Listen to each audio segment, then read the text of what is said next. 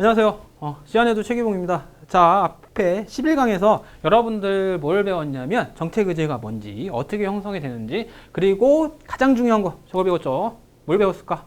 무의사결정론 배웠죠. 자, 그 무의사결정론 출제 봐십니다. 말 바꾸기를 많이 하니까 뭐 체제 편견의 동원 이런 얘기도 많이 해요. 편견 어떻게 동원하는지 말씀드렸죠. 그거는 예시일 뿐이니까 혹시 궁금하시면 책을 조금 더 찾아보세요. 왜냐면 거기에 다양한 방법이 나오긴 하는데 그 중에 4가지만 추린 겁니다. 아셨죠? 폭력적인 방법이 동원하고 있다는 거 잊지 마세요. 왜 그러냐면 그 폭력적인 방법을 아니라고 생각해요, 여러분들. 아닙니다. 무의사결정론에서는 무조건 써요. 아셨죠? 자, 그럼 오늘 지금 12강 정책의제 설정이론. 자, 정책의제와 제약부터 할 텐데 이게 그렇게 중요하진 않아요. 중요하진 않지만 그래도 하긴 해야 돼. 왜 그러면 뒤에서 약간 많이 쓰여요. 약간 많이 무슨 말이야 이게. 미안합니다. 약간 많이 쓰이는 게 아니라 뒤에서 조금씩 나오니까 그거에 대해서 한번 이해를 해봅시다. 자, 의사결정론 허버트 사이먼. 사이먼 어디서 나왔어? 총론에서 나왔지. 잘 생각해봐. 총론에서 나왔어. 그지? 총론 어디서? 행태론. 행정행태론에서 나왔지. 그래서 사이먼이 뭘 주장했어? 가치와 사실을 구분을 해서 연구를 하되 사실만을 기준으로 판단하겠다. 그리고 하나 더. 과학성. 그죠? 과학성인데 이 사이먼 자체는 과학성을 중시를 했기 때문에 뭔 얘기를 했느냐? 인간은 한계가 있다. 인지 능력에 한계가 있다. 이런 주장을 해요. 그래서 여기 보면 주입증력 한계 때문에 발생. 맞죠? 그래서 정책 의제와 제약을 하는 이유가 인간의 주의 집중력. 그러니까 한마디로 인간이 집중을 잘 못한다는 거야. 이 사람 좀 그렇죠? 여러분들 그래?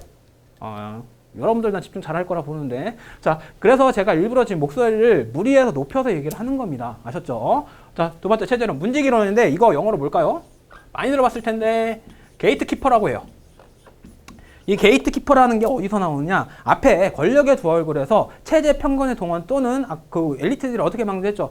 거기서는 엘리트들이 게이트키퍼인 거야. 문지기 앞에서 그냥 막아. 이런 들어오지 마세요 라고 아예 그냥 막아버리는 거야. 그렇죠? 그래서 체제 이론은 문지기 이론이다. 이건 게이트키퍼다. 또 체제 내부의 능력의 한계 때문에 발생하는데 이 체제 내부의 한계 때문에 받아들 수가 없어. 이거 사실상 체제론으로 들어가면 뭘까요? 긍정의 엔트로피가 계속 이 체제로 들어오는데 마이너스로 뽑아내야 돼. 그러면 계속 이 상태만 유지하는 거잖아. 체제 내부의 한계를 얘기하는 거야. 그래서 부의 엔트로피 얘기했죠. 1번 한계. 일부 문제만 정책 의제가 되면 설명했습니다. 근데 그러나 왜 특정한 문제는 정책 의제화가 되지 않는지는 설명하기는 곤란하죠. 왜 그럴까요? 그냥 일부만 본 거야. 봐요. 얘도 미안합니다. 이 사이먼이라는 분도 가치와 사실을 구분을 했어. 그지? 가치와 사실은 구분을 했는데 가치는 배제를 하고 사실만을 기준으로 판단을 하겠다는 겁니다. 그죠? 그렇다면 인간에 있는 여러 가지 양태가 있는데 인간의 행동 양태들이 있는데 거기에서 가치를 빼버리면 뭐 어떻게 돼? 그냥 순수 사실 팩트만 남는 거야. 그럼 이게 인간이 무슨 행동을 할지 판단이 돼? 가뜩이나 아까도 얘기했죠. 정책은 주관성이 강합니다. 주관성이 강하고 가치를 배제를 해버리면 특정 문제, 주관성이 강한 문제의 정책 문제에 대해서는 이게 왜 배제가 되는지 설명이 안 되는 거야. 똑같죠? 얘기했죠? 그것도 똑같아요. 체제 내부에서 부의 엔트로피를 뽑아내는데 그냥 부의 엔트로피를 뽑아낸다고만 얘기를 하지 이게 왜 뽑아내는지 설명을 못해. 이해했죠? 넘어갑니다. 자, 정책 네트워크. 자, 이제 정책 네트워크에 대해서 설명을 할 겁니다. 여기도 출제밭은 아니지만 아셔야 되는 거예요.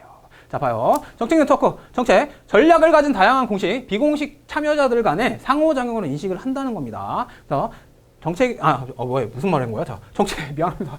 자, 정책. 전략을 가진 다양한 공식, 비공식 참여자 간의 상호작용으로 인식하고 정책 네트워크에서 정책이라는 뜻은 이런 뜻을 가진다는 거예요. 근데 이게 왜 그러냐면 비공식 참여자 간의 상호작용을 인식한다는 소리가 뭐냐면 정책을 어떤 사람이 리더가 정했어요. 근데 이 정책에 대해서 이 사람들, 구성원들끼리는 토론을 해야 될 거 아니야? 그 토론을 하면서 이거 이런 정책은 안 될 것 같아요. 이런 정책은 맞아요. 그렇게 설명을 하는 겁니다. 그래서 상호작용이 되죠. 왜? 서로 주고받고 하니까. 그지? 두 번째, 특정 세력이 일방적으로 정책을 주도한다는 다원론, 엘리트론, 조합주의에 대한 비판으로 등장했으며 이건 그냥 읽을게요. 자, 3번, 정책의 내용과 환경의 복잡성으로 특정 세력에 의한 일방적 주도는 곤란하다는 입장이죠. 왜? 네트워크잖아. 네트워크는 기본적으로 협실 기반으로 해. 거버넌스 알죠? 거버넌스랑 똑같은 거야, 약간. 똑같은 거보다 비슷한 거야. 그러니까 협실 기반을 하니까 일방적 주도를 할 수가 없는 거지. 왜? 서로 이렇게 네트워킹해서 서로 협의하고 조절하고 타협하는 건데. 이해됐죠? 4번. 문화 인류학 등에서 발달한 네트워크 분석, 정책 과정에 포괄적이고 체계적인 설명을 했습니다. 왜 그럴까요? 왜 이게 정책 과정에 포괄적이고 체계적인 설명을 할까? 네트워크니까 서로 연결돼 있잖아. 링크드 인대인 거야, 서로. 그래서 A라는 거, B라는 거, C라는 정책 관련자들이 있는데 그 사람들끼리 막 토론을 해. 그러면 이 문화 인류학 등에서 발달한 네트워크 분석이라고 했는데 문화 인류학도 솔직히 네트워킹을 통해서 발달한 거 이런 식으로 연결을 하는 거거든요. 그래 안 그러면은 진화 과정 자체에 설명이 안 돼요. 그죠? 왜 그러냐면 여기에 뭐가 있고 어떤 인종이 있는지 설명해야 되니까 너무 깊게 들어갔다 이건 제외. 그래서 정책과 포괄적으로 체계적인 설명할 수 있는 겁니다. 그다음에 1960년대 하위정부 모형의 선행이었고 1980년대 이슈 공동체 모형이 등장했고 요거는 뒤에서 설명할 겁니다. 그다음에 특징 정책별로 형성이 됐습니다. 전략을 가진 다양한 공식 비공식적 참여들 간의 연계작용이었으며 참여자, 비참여자를 구분하는 경계가 존재하고 참여자들의 상호작용을 규율하는 제도적 특징, 외재적, 내재적 원인에 의해 변동되는 가변적 현상입니다. 가변적 현상이라는 게 뭐냐면 변화될 수 있다는 거야. 언제든 변화될 수 있는 거야. 왜 그러냐면 네트워크잖아. 네트워크는 A, B, C라는 구성원 뿐만 아니라 D가 들어갈 수도 있고 E가 들어갈 수도 있잖아. 이런 새로운 정책 관련자들이 참여를 했었을 때는 당연히 정책이 약간씩 변하죠. 그러니까 언제든 변할 수가 있는 거예요. 네트워크 자체로 협치를 하는 거니까. 그죠? 이해했죠? 그래서 여기 네트워크라는 명칭 불었잖아. 그치? 제 말 틀린 거 아니죠? 자, 저는 쉽게 설명을 하는 겁니다. 여러분들 이해가 잘 안 되면 혹시나 모르니까 책을 한번 찾아보세요. 유학집도 아마 이렇게 해서 적었는데 제가 권리드리는 거는 그때도 얘기했지. 공부 어떻게 할지. 정책론에 대해서만 뒤져보면 돼. 이 이슈 네트워크는 정책론의 앞부분, 한 중간 부분에 나오겠네. 그지? 아, 이슈 네트워크래. 정책 네트워크는. 그지? 자, 하위정부모형. 자, 철의 삼각형이라고 하죠. 자, 참여자, 특정 이익집단 관련 부처 관료, 의회 해당 상임위원회. 이익집단, 부처 관료, 그 다음에 상임위원회. 삼각형이지. 트라이앵글. 철의 삼각이라고 불립니다. 아이언 트라이앵글. 여기 나오네. 참여자 간의 장기적, 안정적, 자율적, 호혜적인 동맹관계. 호혜가 서로 도움을 주고 받으면서 은혜로운 관계를 잇겠다. 은혜로운 관계를 유지하겠다 해서 호혜적인 관계라고 하는 겁니다. 이거 사실상 사회적 자본에서 많이 나오는 소리인데 여기서도 나오네요. 왜 서로 도움 주고 서로 은혜를 잇고 서로 은혜를 주고받고 하는 거야. 아주 지들끼리 다 해먹죠. 자, 철의 삼각 혹은 삼각 삼자 동맹은 부정적 의미고 하위정부 모형은 보다 중립적 의미입니다. 근데 솔직히 얘기합시다. 이렇게 얘기를 하면은 세 명이서 결합 트라이앵글을 형성할 수밖에 없어요. 그 트라이앵글이 철처럼 단단한다고 해서 철로 만들어진 철은 이렇게 삼각형 만들면 안 깨지잖아. 너무 단단해서 철의 삼각이라고 해요. 그래서 여기 약간 좀 부드럽게 써놨는데 이거는 그냥 이렇게 해서 보시지 마시고 하위정부 모형은 보다 중립적인 의미라고 그냥 보시면 돼요. 그냥 하위정부 모형은 철의 삼각형이다 이렇게 이해하셔도 됩니다. 이게 중립적일 수가 없어.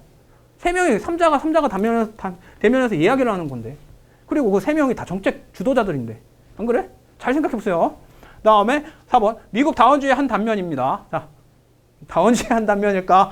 정책 분야별로 다양한 하위정부 모형이 존재합니다. 왜? 봤잖아. 이익집단은 봐요. 이익집단, 다음에 부처 관료, 다음에 상임위원회인데 다양하잖아 얘네. 이익집단이 하나가 아니고 부처 관료도 하나가 아니고 어떤 부처 관료가 틀리겠지? 그다음에 상임위원회도 하나가 아니잖아. 우리나라만 해도 많죠. 그다음에 5번 대통령과 대중의 관심이 낮고 일상화 수준이 높은 배분 정책과 주로 관련. 왜 배분 정책을 할까요? 자, 이거 로이로 들어가 볼까? 자, 로이에서 배분 정책 반발 심해 안 심해? 잘 생각해봐. 재분배는 반발 심했어. 왜? 계층 간의 싸움이 일어나. 근데 배분 정책은 싸움이 안 일어나죠. 왜? 안 일어나거든 갈등 정도가 나지. 이유가 있어. 왜 그럴까요? 그냥 두루두루 다 먹는 거야. 그때 도로 얘기했던 것 같은데 앞에 도로를 놔준다는데 내가 그게 싫을까? 세금만 조금 더 내래. 그냥 다 같이 분배를 하는 거니까. 다 같이 조금 더 분담을 하는 거니까. 세금 조금 더 앞에 도로 생각. 너무 편해. 나 그럼 이 정도 부담할 수 있어. 이렇게 되는 거예요. 그러니까 얘들은 안정적인 관계를 원하기 때문에 일부러 재분배보다는 배분 정책으로 가는 거야. 시민들한테 미끼를 던지는 거죠. 이해하죠? 다음에 한 개, 시민운동에서 이럴 줄 알았지. 다음에 이익집단의 증가와 경쟁 격화. 이익집단이 많으면 많을수록 그 얘기 들어본 적 있죠. 사공이 많으면 배가 산으로 가죠. 그 얘기하는 겁니다. 다음에 문제의 복잡성 증가, 관할권의 중첩 등으로 인한 설명력이 약화됐으면서 이슈 네트워크의 등장으로 연결이 됐습니다. 자, 이슈 네트워크는 이거보다는 하위정부보다는 결합 정도가 약해요. 약한데 다양한 이해관계자들을 받아들일 수 있기 때문에 민주사회에 사실상 얘보다는 적합해요. 아셨죠? 그래서 다시 한번 얘기합니다. 하위정부 모형은 철의 삼각형인데 이 주도하는 집단이 따로 있는 거예요. 그냥 모양만 네트워크인 거야. 아셨죠? 넘어갑니다. 자, 그래서 이슈 네트워크 나오네. 발음 좀 굴려볼까? 이슈 네트워크. 미안합니다. 자, 이슈를 중심으로 유동적이고 유동적이고 개방적인 참여들 간의 상호작용을 은유적으로 묘사한 것. 자, 은유적으로 묘사한 건 필요 없고 그냥 개방적이고 유동적이고 개방적인 것들, 개방적 것들이, 죄송합니다. 개방적인 사람들의 간의 상호작용이라고 보시면 돼요. 두 번째, 하위정부 모형의 설명력이 약화되면서 그 대안으로 해클로가 위에 제기했습니다. 자, 이 해클러는 사람 알아두세요. 해클러 나오면 무조건 이슈 네트워크야. 여기 한 밖에 안 나. 자, 그 다음에 4번, 세 번째, 자, 다원주의 측면 죄송합니다. 왜 갑자기 두뇌 정지가 왔지? 자, 참여자의 범위가 넓고 경계의 개방성이 높은 가변적 공동체. 왜 가변적 공동체일까요? 변할 수가 있거든. 자, A, B, C라는 사람이 이슈 네트워크를 구성을 했어요. 근데 아까 철의 삼각형에서는 관료들 뭐 그런 이익전사들 그런 사람들이 너무 강하기 때문에 못 들어갔어. 근데 하지만 이 이슈 네트워크는 이렇게 해서 D가 참여를 할 수도 있고 E가 참여를 할 수도 있어요. 왜? 개방성이 높거든. 그 철의 삼각형이 설명하지 못하는 거를 여기서는 이렇게 설명을 해요. 다양한 사람들이 개방적으로 참여를 했기 때문에 다양한 의견을 받아들일 수 있다. 이런 식의 얘기를 합니다. 그래서 권력과 정보의 불균등한 배분의 접근권, 약한 공동체 의식과 유동적인 접촉 빈도인데, 자, 이것도 사실상 철의 삼각형에서 약간 변형이 된 것뿐이지만 그래도 개방성은 조금 높으니까 그래서 얘기를 하는 겁니다. 하지만 그래도 여전히 철의 삼각처럼 권력과 정보의 불균등한 배분의 접근은 여전했어요. 왜? 이게 철의 삼각형 대안으로 나왔다고 하지만 이때 당시에는 아직 그 다원주의론이라는 게 많이 발전이 안 된 상태라서 그래요. 넘어갑니다. 자, 정책 커뮤니티, 포리시 커뮤니티라고 하죠. 자, 정책 목표의 달성을 위해 각급 기관의 규칙을 조정하는 전문가 집단을 얘기하면서 참여자의 제한, 의식적으로 일부 집단, 단순한 이해관계자의 참여를 배제했습니다. 자, 3번 정당의 의회 중심의 논의 한계 극복, 로즈 등 영국 학자를 중심으로 발전을 했고 기본 가치와 공유와 높은 접촉 빈도 봐요. 자, 높은 접촉 빈도, 여기는 유동적인 접촉 빈도죠. 이게 무슨 차이냐? 이 포리시 커뮤니티, 그러니까 PC 같은 경우에는 횟수를 정해서 높게 만나서 우리 좀 의논을 하자. 이런 식의 해서 타협과 조절을 많이 했지만 이거 유동적이라는 건 어느 때는 적겠다, 어느 때는 많겠다. 그러니까 불균등 배분의 접근을 할 수밖에 없지. 참여한 사람은 정보에 대해서 많이 알고 또 못한 사람은 정보에 대해서 모르는 거잖아. 그 차이야. 하지만 이게 더 개방성이 높은 거죠. 그래서 균형적인 권력관계 보이죠? 그다음에 상호작용의 안정성과 높은 예측 가능성, 해당 분야의 인재 발탁의 원천이 됐습니다. 왜? 자기의 의견을 개진할 수 있으니까 딱 보니까 참여시켜보니까 이 사람 너무 똑똑해. 이거 우리도 한번 참여해보자. 이렇게 해가지고 되는 거지. 아니? 맞잖아. 나 같아도 그래. 내가 어떤 거를 주도를 해가 어떤 사업을 했는데 그 사업에 딱 보니까 이 사람 그냥 평범한 사람으로 봤는데 자기 전공 분야가 나오니까 아주 그냥 입에 모터가 달렸어. 이 사람 내가 한번 써보고 싶다. 이렇게 되는 순간 발탁되는 거예요. 보죠? 인재 발탁의 원천. 왜요? 쉽죠? 자, 6번. 일관되고 안정된 정책이며 결정자의 교체에 따른 정책 혼란을 방지합니다. 이해하셨죠? 자, 그 다음에 이슈 네트워크와 정책 공동체 구분을 한 건데 아까랑 똑같은 얘기 할 겁니다. 근데 한 번 더 읽어드릴게요. 왜냐하면 이거 구분 아셔야 돼요. 자, 1번 개방적, 다양한 행위자의 참여. 아까 얘기했죠. 그 다음에 조직화된 이익 플러스 비조직화된 이익. 조직화된 이익은 철의 삼각형에서 변형된 거라서 그 철의 트라이앵글에 플러스된 겁니다. 유동적이고 불안정한 관계를 잇고 그 다음에 불균등한 권력을 보유했으며 경쟁력은 수평적입니다. 수평적이야. 수평적이지만 보이지? 권력과 정보의 불균등한 배분이야. 왜? 유동적인 접촉 빈도인데 그걸 접촉할 때 통보를 받은 사람이 있고 통보를 못 받은 사람이 있을 거거든. 그럼 그 참여를 하는 사람은 정보가 넓고 참여를 못하는 사람은 낮고. 이 차이죠. 그 다음에 제로섬 게임, 네거티브 게임입니다. 네거티브 게임은 아무리 뒤지게 싸워봤자 그냥 마이너스가 된다는 소리예요. 뭐 지들끼리 해봤자 다 이미 정해져 있는 거야. 정해져 있는 뭐해? 그냥 아까도 얘기했잖아. 철의 삼각형에서 이미 철의 삼각형에 그냥 약간 변형된 형태일 뿐이라고. 그래서 여기서 보면 불균등의 배분 접근. 이미 정보에서 접근 차이가 나는데 뭐 싸워봤자 무슨 게임이에요? 그냥 싸워봤자 재군데. 왜? 그러니까 이미 정해놓고 가는 거예요.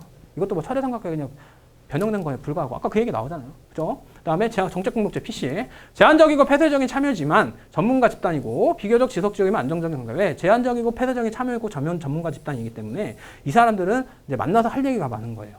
만나서 할 얘기도 많고 그다음에 이야기 보따리가 많아. 그러니까 자기의 전문 지식이 있기 때문에 그만큼 토론이 활발해. 하지만 이 폐쇄적인 참여 때문에 뭐라고 해야 되지? 누군가 참여할 수가 없어. 개방적이는 않죠. 아까 여기서 내가 개방적이라는 소리 안 썼죠. 그래서 균등한 권력을 보유하고. 왜? 전문가들이니까. 전문가들끼리는 자기들끼리 뒤지게 싸워봤자 얘도 전문가고 나도 전문가인데 누가 틀린지 몰라. 왜? 전문가 다양한 분야가 있거든. 그 다음에 협력적 관계, 수평적. 왜? 전문가들이니까. 전문가들끼리 지들끼리 뒤지게 싸워봤자 답이 안 나와요. 한 얘기를 들어볼까요? 프로그래머들끼리 싸움을 붙이면요. 자바 프로그래머가 있고 그다음에 C 언어 프로그래머가 있어요. 싸움을 붙이잖아요. 어떻게 되는 줄 알아요? 평행선이에요. 제가 그거 한번 봤어요. 6시간 동안 그 얘기 똑같은 얘기 계속 해요. 옆에서 듣기엔 똑같은데 자기들끼리는 아니래. 저 그날 미치는 줄 알았어요. 똑같아요. 그래서 왜 그러냐면 자기들이 전문가라 이거야. C 언어는 자바가 모르고 자바는 C 언어를 모르고 이런 식의 얘기를 하고 그다음에 서로 조금씩은 배워요. 배우지만 전문 분야가 다르니까. 그러니까 서로 누가 틀렸는지 모르니까 끝까지 토론하는 거야. 와, 미칠 것 같대. 그다음에 논제로성 게임, 소지품 게임이죠. 어쨌든 간 결론은 나요. 왜? 전문가들이니까 이제 어쨌든 간 찾아보거든. 6시간 그 사람들도 그렇더라고요. 6시간 동안 뒤지게 토론하다가 내가 어디선가 뭐 책을 찾아보니 막 쳐더니 한 7시간째 뭐 결론을 내더라고. 이거 이렇게 합시다. 오케이, 콜. 끝. 포지티브 게임은 뭔가 결과가 있는 거고 제로섬은 결과가 없는 겁니다. 이해하셨죠? 자, 넘어갑니다. 자, 여러분 아까 아니다. 그냥 여기서 끊을게요. 끊는 게 나을 것 같아요. 12강은 약간 좀 짧더라도 나머지 그 정책 의제에 대해서 설명하는 거고 그 13강은 제3절 정책 분석과 미래예측 여기도 중요한 거니까 여기서부터 다시 하도록 하겠습니다. 13강에서. 아셨죠?